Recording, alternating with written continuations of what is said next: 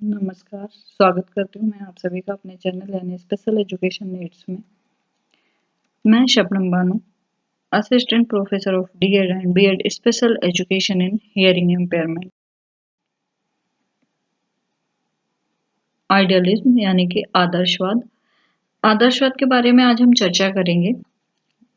तो आदर्शवाद जो है वो आदर्शवाद और विचारवाद दोनों बोलते हैं उसको। आदर्शवाद ओल्डेस्ट फिलॉसफी, मतलब जो आइडियलिज्म है या आदर्शवाद है वो सबसे पुराना दर्शन है। Idealist believe that idea are the only true reality. आदर्शवाद का मानना है कि जो आइडिया होते हैं वो सिर्फ वही वास्तविक होते हैं, उसके अलावा और कुछ वास्तविक नहीं होता है। The material world is characterized by change, instability and uncertainty. Some idea are enduring. जो मटेरियल वर्ल्ड होता है वो उसमें परिवर्तन होते हैं, इसलिए वो स्थिर नहीं होता है, निश्चित नहीं होता है। उसकी जो विशेषता है वो अस्थिरता और अनिश्चितता होती हैं, इसलिए वो सत्य नहीं होता है। उसके पीछे के जो विचार हैं या जो विचार होते हैं वो स्थायी होते हैं, और जो भौतिक दुनिया होती है उसमें कुछ भी रियल नहीं होता है। We should be concerned primarily with the search for truth, since truth is perfect and internal. It can be found in the world of matter that is both imperfect and constantly changing. आदर्शवाद का मानना है कि जो मतलब जो मनुष्य है उसे ईश्वर की सत्ता पर विश्वास करना चाहिए, उसके अलावा और कुछ नहीं है। जो भी कुछ है वो ईश्वर है, ईश्वर के सिवा कुछ नहीं है। इसका मानना है कि मनुष्य को सत्य की खोज करनी चाहिए, क्योंकि जो सत्य है वो पूर्ण है और शाश्वत है, मतलब पूर्ण है और परफेक्ट है, उससे कोई बदल नहीं सकता। लेकिन जो पदार्थवादी दुनिया होती है उसे बदला जा सकता है, उसमें हमेशा परिवर्तन होते रहते हैं, इसलिए जो मटेरियल वर्ल्ड है वो सत्य। Definition of idealism. आइडियलिज्म के डेफिनेशन के बारे में डिस्कस करते हैं। पहली डेफिनेशन जो है जे.एस. रॉस के according, there are many different forms of idealism. जो आइडियलिज्म है उसके बहुत सारे फॉर्म्स हैं, but the basic principle of all that the reason for the origin of the word is the mind and soul and the real form is the mental form. आदर्शवाद जो है उसके बहुत सारे रूप हैं, परंतु उसका आधारभूत तत्व जो है वो संसार की उत्पत्ति का कारण मन तथा आत्मा है, तथा वास्तविक स्वरूप मानसिक रूप है। मतलब आदर्शवाद के बहुत सारे रूप हैं, लेकिन उसका जो आधारभूत तत्व है, जो मेन है, वो संसार की, जिससे संसार की उत्पत्ति हुई है, वो मन और आत्मा है और वास्तविक है। मनुष्य का जो मानसिक स्वरूप है वो है। Idea are the ultimate and universal importance.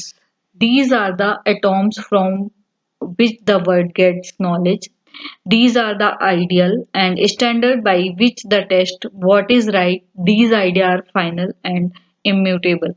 विचार अंतिम तथा सार्वभौमिक महत्व वाले होते हैं, जो सबके लिए होते हैं। यही वह परमाणु हैं जिनसे विश्व को ज्ञान प्राप्त होता है। जो विचार हैं उनके थ्रू ही जो लोग होते हैं, मनुष्य होते हैं, यह जो विश्व है, दुनिया है, उसको ज्ञान प्राप्त होता है। ये वह आदर्श तथा प्रतिमान है जिनके द्वारा उचित की परीक्षा की जाती है।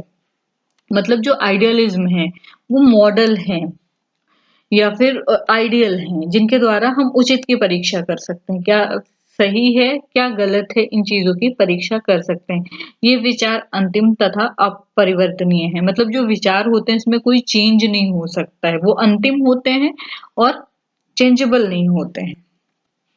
ये प्लेटो की डेफिनेशन थी। नेक्स्ट डेफिनेशन है idealism believe that ultimate truth is spiritualism. आदर्शवाद का विश्वास है कि अंतिम सत्य जो है अध्यात्म है। आदर्शवाद ये मानता है कि डीएम दत्ता के अनुसार आदर्शवाद का ये मानना है कि जो अंतिम सत्य है, जो लास्ट का सत्य है, वो अध्यात्मवाद है, मनुष्य की वैल्यू है, मनुष्य के संस्कार। उपनिषद आइडियलिज्म। उपनिषद की कुछ लाइनें हैं, जैसे अस्तोमा सद्गमे, अर्थात मुझे सत्य असत्य से वास्तविक की ओर ले चलो। मनुष्य बहुत ज्यादा झूठ की दलदल में फंसा हुआ है, उसे वास्तविक की ओर ले जाने की बात की गई है। तमसो मां ज्योतिर्गमय, अर्थात मुझे अंधकार से प्रकाश की ओर ले चलो। मनुष्य बहुत ज्यादा अंधकार में उसे प्रकाश की ओर ले जाने की बात कर रहा है। मृत्युर्मा अमृतम गमे, मुझे मृत्यु से अमृत की ओर ले चलो। अर्थात मनुष्य जो है वो उसको हमेशा मृत्यु प्राप्त होती है, तो उसे अमृत की ओर ले जाने की बात करता है।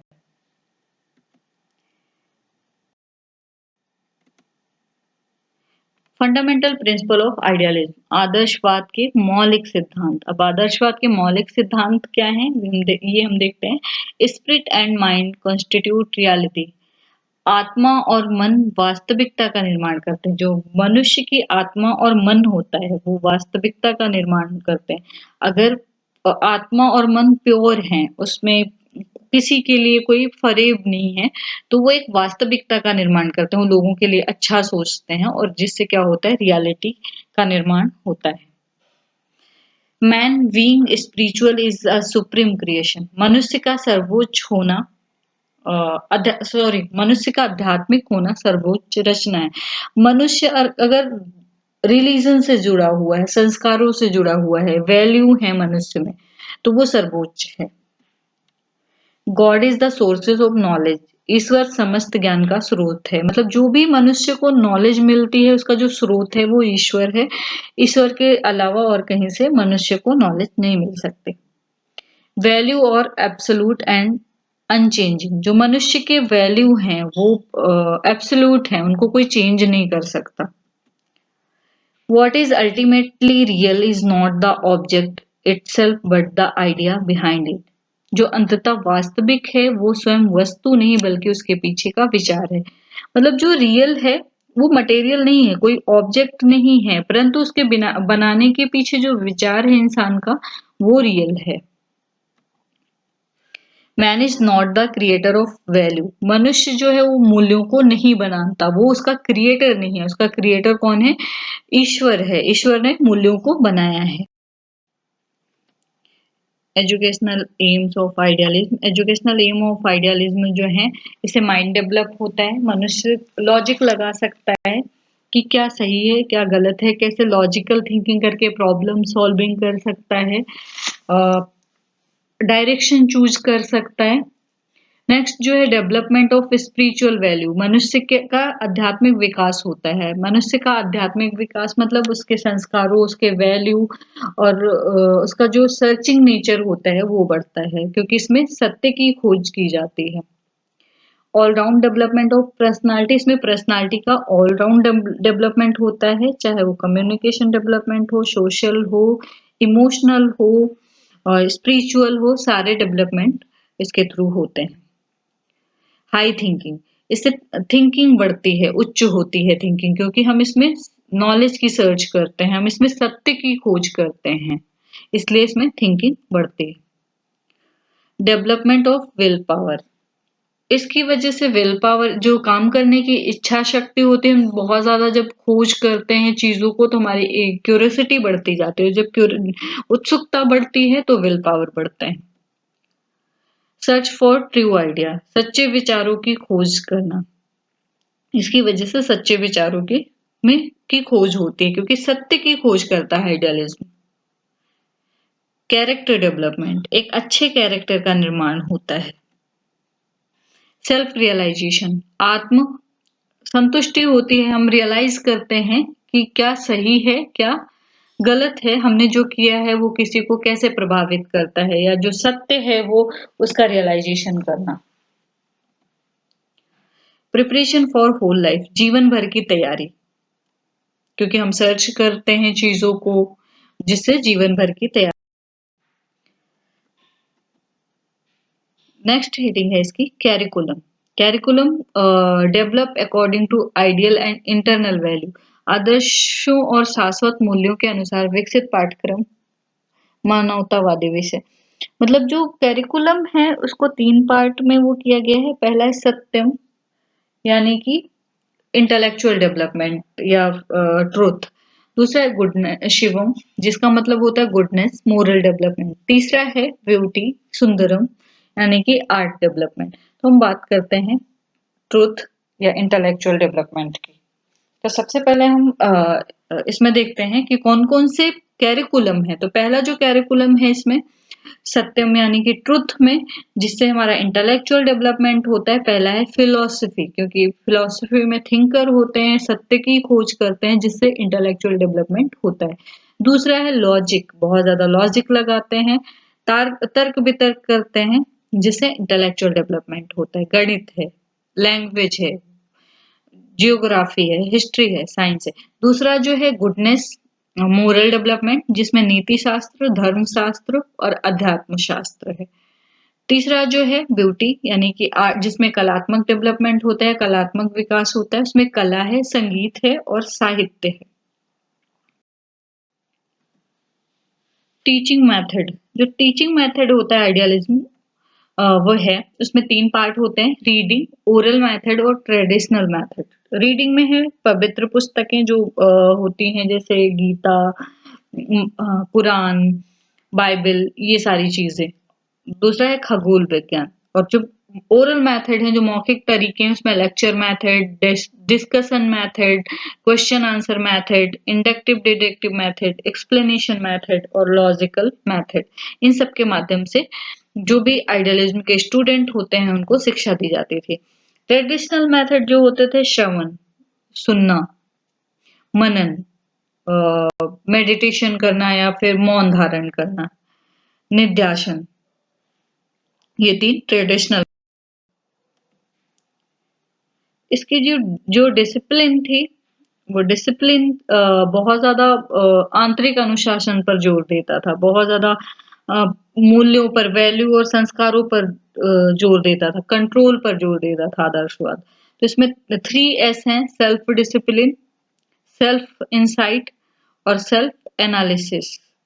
मोरल एंड रिलीजन इंस्ट्रक्शन की वजह से क्या होता था, सेल्फ डिसिप्लिन आती थी, सेल्फ इंसाइट डेवलप होती थी, और मनुष्य जो है वो आत्म विश्लेषण कर पाता था कि वो बहुत सारी चीजों से वास्तविकता से जुड़ पाता था, वो सच और झूठ में फर्क कर पाता था। ये सारी चीजें उसमें होती थी। रिस्ट्रेंट ऑन फ्रीडम, आजादी पर लगा, आजादी नहीं देते थे, क्योंकि आज उनको लगता था आदर्शवादियों को कि अगर आजादी देंगे तो बच्चा बिगड़ जाएगा, इस वजह से वो थोड़ा कंट्रोल करके रखते थे। कंट्रोल होगा बच्चा तो उसमें डिसिप्लिन आएंगे, और जितनी ज्यादा डिसिप्लिन आएंगी वो उतना ज्यादा आगे बढ़ेगा और वो सत्य की राह पर चलेगा। रोल ऑफ टीचर, शिक्षक की जो भी भूमिका है इसमें आदर्शवाद में, सुप्रीम रोल, सर्वोच्च भूमिका, मतलब जो टीचर की भूमिका है, टीचर को बहुत ज्यादा महान माना गया है। और स्पिरिचुअल रोल है टीचर का कि संस्कार देने वाला, वैल्यू देने वाला। रोल मॉडल, टीचर जो है वो रोल मॉडल है, दूसरों को प्रेरित कर। इसमें कुछ लाइन है, गुरुर ब्रह्मा गुरुर्विष्णु गुरुर्देवो महेश्वरा गुरु साक्षात परब्रह्म तस्मै श्री गुरुवे नमः। मतलब अर्थात गुरु ब्रह्मा है, गुरु विष्णु है, गुरु देव है, गुरु महेश्वर है, गुरु साक्षात परब्रह्म है, उनको मेरा प्रणाम। जो आइडियलिज्म और उसके जो स्कूल हैं उसको पवित्र मंदिर मानते हैं, कि वो पवित्र मंदिर है जहां पे झूठ का कोई अस्तित्व नहीं है। मानवीय मूल्यों पर आधारित, ह्यूमन वैल्यूज, जो मनुष्य के मूल्य हैं उस पर आधारित स्कूल होनी चाहिए। Thank you for watching my video. I hope आप सभी को ये वीडियो अच्छा लगा होगा। अगर आपको ये वीडियो अच्छा लगा है तो मुझे कमेंट सेक्शन में ज़रूर बताएं, और प्लीज़ लाइक एंड शेयर ज़रूर करें। Thank you.